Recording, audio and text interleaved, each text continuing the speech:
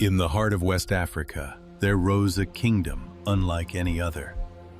The Kingdom of Benin, a land of artistry, order, and might. Where walls stretched farther than the eye could see, where bronze told the stories of kings and ancestors, and where the Oba, king, priest, and warrior, ruled with sacred power.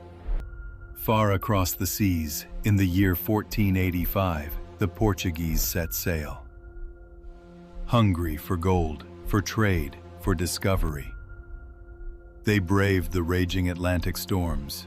Waves towered, thunder cracked, and still they pressed forward. Until, at last, their ships reached the shores of Benin. But what they found was no wilderness. They found a city of grandeur, wide streets, towering walls, markets alive with voices and trade.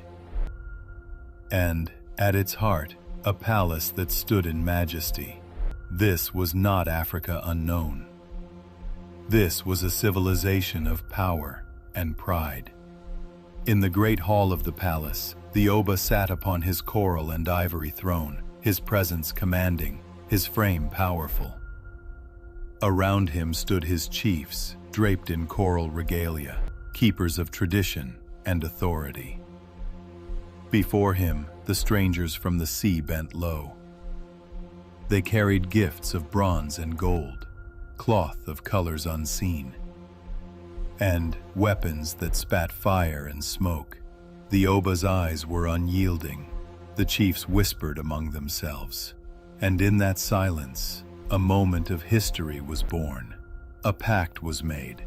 Benin would trade ivory, pepper, and palm oil. The Portuguese brought copper, brass, firearms, and cloth. From the brass bracelets, called manillas, Benin's master craftsmen created wonders, the world-renowned Benin bronzes. Each casting, a memory. Each sculpture, a story, frozen in time. In the reign of Oba Ozolua, this alliance grew stronger. With Portuguese firearms, he crushed his enemies and secured his throne. Missionaries arrived, preaching their foreign faith. For a time, their words found ears. But the spirit of the ancestors remained stronger, deeply rooted in the soil of Benin. Yet, even as friendship flourished, shadows stretched across the horizon. Europe's hunger changed. No longer satisfied with pepper and ivory, they demanded people, slaves. At first, Benin resisted. The Oba held to dignity. But the tide of history was shifting. The Atlantic world was being built on chains, and Africa's kingdoms would face storms unlike any before. Still, the first meeting was one of equals. Not conquest, but diplomacy. A king and strangers from across the sea. From it came art of unmatched beauty. From it came new weapons, new alliances, new struggles. From it came stories, both of pride and of tragedy. The meeting of Benin and Portugal in 1485 was not just the crossing of seas. It was the crossing of destinies.